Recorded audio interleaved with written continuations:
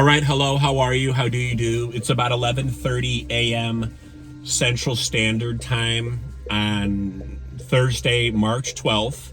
I thought I was going to rock out and knock out a hike today and a bracelet blessing and acclamation, and I still got my coffee to finish.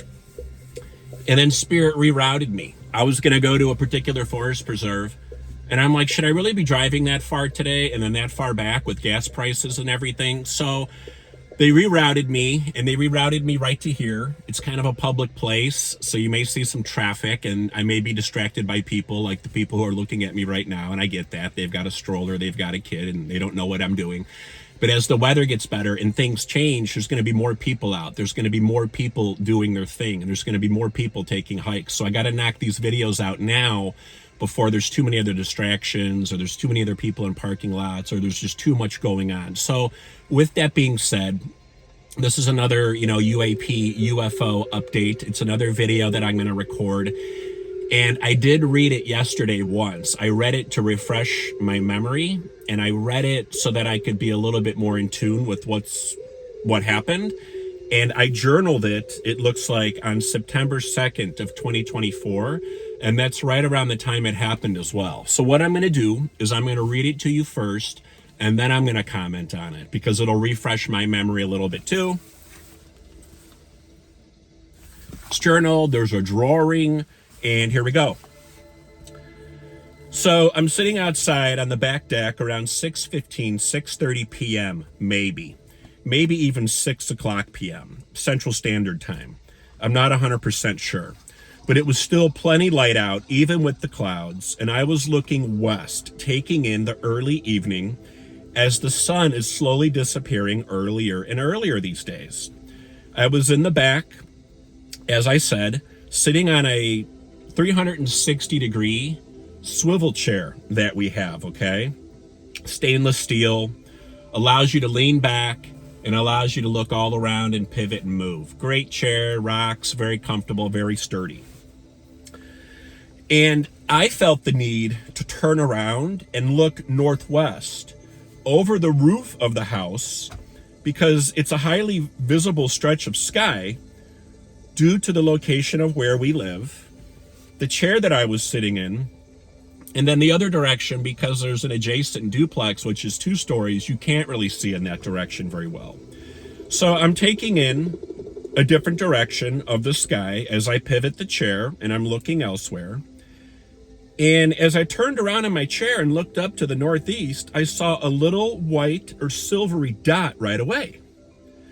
I'd say more along the lines of white, but possibly silver, and maybe reflecting the white of the sporadic clouds.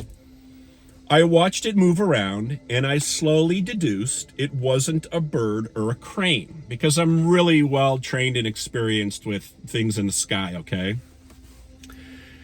And I knew it wasn't a plane, let alone a hot air balloon. And over time, I realized that it surely wasn't a satellite, because its movements were quite unusual. It was like 99% always visible or in focus. Even when it floated behind the clouds or in and out of the clouds, at one point, as it split between 2 big cloud formations, it was out in the open, floating, or it was stagnant, and it was bigger than it had originally seemed by like 4 to 5 times as much. And it was reflecting a lot of what I believe was direct sunlight from the west. Maybe that's what made it appear to be bigger, but it also honestly felt like it came forward or out of the cloudscape where it had seemed kind of like a dot. Now, as this was all taking place at the time, I was watching and pretty amazed, and I was wondering if it was indeed a balloon. But how to explain it being able to stop and start in its weird directions or paths of travel, and its somewhat irregular paths, or what to me appeared to be up, down, stagnant, across, stagnant, forward, stagnant, up, across, etc., etc. I mean, it's very possible that it was a helium balloon, caught in some weird air and temperature pattern or current.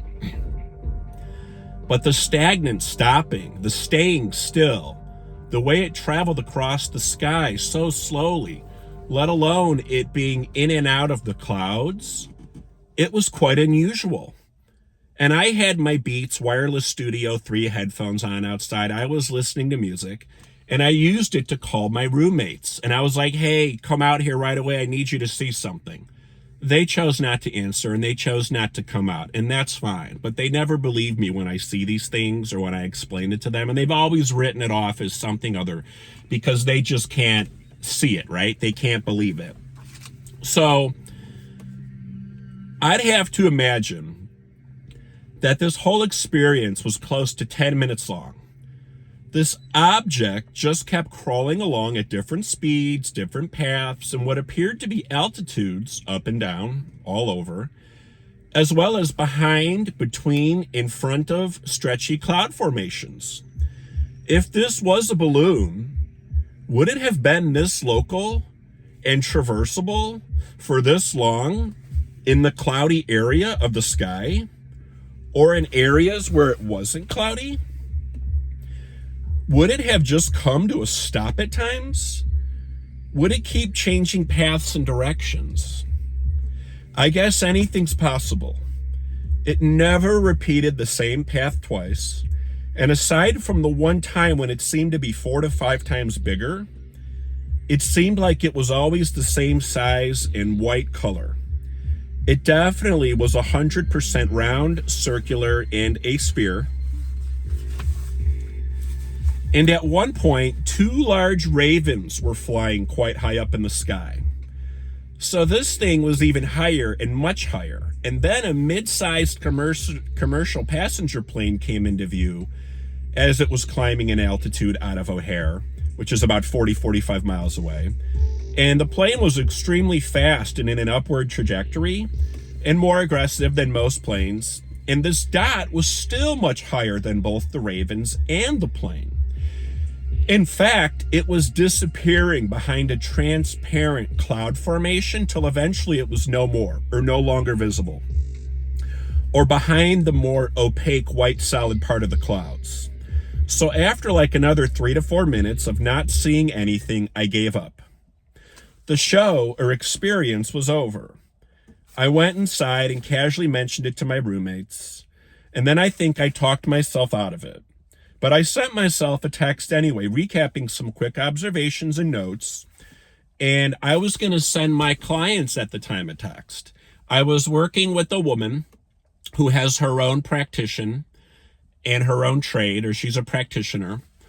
And we were going to exchange services. And I was doing something for her husband. And he didn't necessarily believe, or he believed in multidimensional and galactic beings. And he was very well read, especially on all the esoteric stuff. And he went out of his way to find really expensive books and really hard to find, old volumes of things. But then he had a very hard time at the time believing it was real. So even though he read about it and believed it, another part of his human side would talk him out of it. And that's why I felt what I was seeing and experiencing was for him and was for them. And so many things have happened since then with his healings, him sitting in on my regression, bracelets I made for him, UFO and UAP stories I told him and took him on hikes and explained to him. And then he saw his own UFO UAP for himself. So that's a whole nother ball of wax. But that's what I think I was experiencing at the time when I experienced this. It was for him. It was for them. Okay. It was a confirmation, so to say, for the work I was starting to do. So I went inside, casually mentioned it to my roommates. Then I think I talked myself out of it, sent myself a text message anyway, recapping some quick observations and notes. And I was going to send the text to these people that I was, congregating with and going back and forth with, because we had such a great text chat earlier in the day. But I decided to just send it to myself. And it's really hard to explain things in a text chat sometimes like this. So I guess the experience still left me confused. And was it just a balloon experience? So let me check my notes here for a second. Oh, and here's something I had added because it's written upside down. earlier, the plane was at a lower altitude, definitely, because you could see the exhaust from the plane as the plane was climbing in the sky. So that's how I was able to judge things to a degree, let alone the birds and their height. And, you know, it's tough, but you get an idea, and that's why you have to recap this stuff the way you do. So the next evening, the next day, I sit down to watch TV. And I'm watching the X-Files, okay? I had never really watched it back in the days. I had watched a few episodes with family or friends, or I had heard about the show, but I just couldn't get into it at the time. And I didn't watch a lot of basic TV back in the days because of commercials and just programming and bullshit and major network bullshit. I just couldn't get into it, okay? Even though I went to school for marketing and advertising, and that was going to be my niche, later in life, I just couldn't fucking buy into everything they were pumping in, let alone on Fox, between the commercial breaks and certain things. And now, I mean, look at everything today, March 2026, look at The Simpsons and look at the programming and everything. So, of course, I was right on, let alone the X-Files. But anyway, at the time, in 2024, when this all happened, August, September, I was going back to watch old stuff, just to be in that dimension, in that realm, and catch up on some of these old shows and look at some of the twisted storylines and arcs. So I'm watching the X-Files, season 2, episode 21. And I guess it's called Calusari, Calusari. That's the name of the episode. I turn on the TV, I put on the X-Files, and the first episode I'm watching ends up starting off with the unfortunate death and murder of a 2-year-old at a kiddie playland on the railroad tracks that go around the kiddie playland. The little boy was chasing his balloon, a helium balloon, and he gets stuck on the tracks trying to grab the balloon. He gets hit by the train and he's dead. Terrible. And I'm like, what the fuck is this? This is some dark shit. But as Mulder points out, once the video ends up in his hands and Mulder views it and he looks at some videos and photos, the helium balloon isn't climbing. The helium balloon isn't moving. The helium balloon is stagnant on the railroad tracks. Bingo, boom, okay? Hence the mystery of the episode and what really took place. So anyhow, these first few minutes of the show and Mulder's assessment and quote hit me like a boom, which I'm getting the chills even right now. I was like, okay, bingo, here's my confirmation on everything I just experienced the day before with the balloon. See how easy it was to talk myself out of it, or the people that didn't want to hear about it, or the people that didn't want to believe it, or the people that just think I'm crazy and that think you're crazy maybe? And maybe you think I'm crazy right now. That's totally cool. I get it. But just like over 24 hours later, what are the chances? So thank you, universe. Thank you, spirit. So now I'm like 45% sure. LOL, ha, ha, ha. But how would a helium balloon act in that space, on that day, at that time, in that elevation? I'll admit it could have been a helium balloon. But it's like it had an intelligence, a control, a steering, brakes, and it was so steady and not erratic and not just flying. It was floating away and doing its own thing. It appeared to control or choose its course and pitch. So that was what I journaled. There's a drawing of the house and the duplex and the sky and, you know, some of the patterns.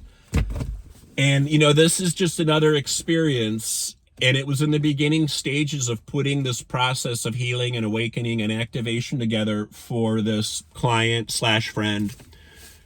And this individual was walking his dog one night. He's into astronomy and astrology and whatnot. And he had his own UFO, UAP experience. He couldn't believe it. And even when he was telling me, he was dumbfounded by it. And one of the stories I had to share with him is one of the stories I've already recorded and put on here. And when I walked him through this one forest preserve the one day, and I told him 3 of the experiences that I had had there, and how I was either on the phone or I pulled somebody in right from the parking lot, or one of the experiences was with my partner who he knew, and she experienced it for herself. What I tried to convey to him is that if you don't believe in it, it's not going to happen, right? You're not going to see it. You're not going to pull it through. But if you do the work and you do believe and you're at that level or that vibration or that frequency, you know, those buzzwords we use all the time, well, then chances are you are going to understand it. It is going to happen. You are going to feel it. It is going to come through. And it's not to say you can't still talk yourself out of it afterwards, or say, did that really happen? Or you're going to try to explain it to other people and they're going to think you're crazy. But that's why the one experience, I was on the phone and my friend was talking to me, who I talk to this day, and I've known her for over like 25 years now. And she believed me because she could tell over the phone what I was explaining to her, and what she was asking could not have been made up. And why would I? The other experience that happened when I was sitting on the back of my tailgate and eating my lunch and watching something for 15, 20 minutes easily. And then I pulled another couple in and I asked them, what is that? Do you see that? Can you explain that to me? Do you know what that is? Within seconds, the woman could see it. After 5 minutes, me and her were still talking about it and looking at it, and we could not figure it out.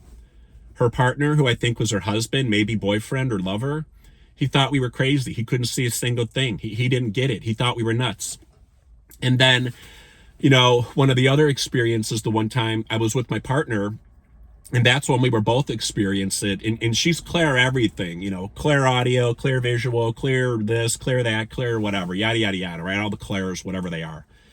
And as we were watching this cube go through the sky, spinning and rotating and oscillating and doing its thing, she couldn't see it. And it was gone. I go, what do you mean? It's right there. It's perfectly clear sky. It's a perfectly clear day. There's not a single cloud or air traffic or anything. She goes, no, it's gone. I go, it's right fucking there. And then it reappeared again, and she goes, oh, it's back. I go, it never left. So the thing is I have to stress this, and it's from years of reading, 10 to 20 books, TV shows, talk shows, things online, whatever. Just because someone else doesn't see it doesn't make it real. Just because they don't hear it, smell it, or feel it doesn't make it real. Just because people out there aren't on that frequency or that wavelength or that vibration, or they're haters, or they're ignorant, or they're stuck watching the news or religion, or they're MAGA, that doesn't mean it's not real. And that's just a little bit of my anger coming out. But we have a lot of people on this planet that are here to do what they're here to do, okay? And they're never going to get it. They're never going to see it. They're never going to believe it. They're never going to understand it. They're never going to know it. And they're just ignorant people. I don't want to say they're good or bad. They're just really ignorant. And some, unfortunately, are very bad. But you have to continue to stand in your light, and you have to continue to, as my old guru used to say, speak your truth. And you just have to continue putting your story out there to educate others or to plant seeds. And you'll attract the right people, the right vibe, the right tribe, as they say. And in other cases, you'll dispel people, or you'll cancel people, or you'll move away from them, or they will fall out of your circle. And that's fine too. There's nothing wrong with that, right? We're all here for lessons or blessings or just whatever. And I put these out here for information. I put them out there because they happened and they're real, they're experiences. This is just what I journaled at the time.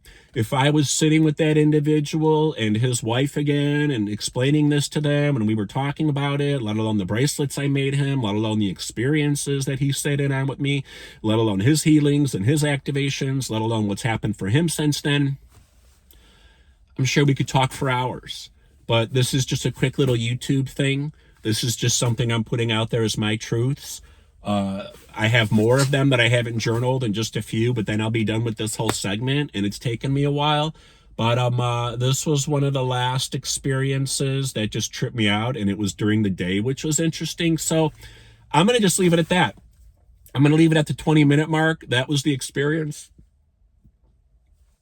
That was the X-Files confirming it to me. I mean, how many fucking episodes in the X-Files have a helium balloon where within the first 5 or 10 minutes of the show, they're talking about that's not what a helium balloon does? And I was like, holy shit. I mean, what are the chances of that? But that's how the universe works, okay? And that's why time doesn't exist. That's why I find all the things I find on my hikes and experience all the things I experience. on my hikes with all the signs and symbols and whatnot, because Spirit will just put it there for you. So I'm going to wrap it up at the 20-minute mark. Peace, love, and light to all of you. Have a blessed day. I hope you are all well. Stay safe. Peace out.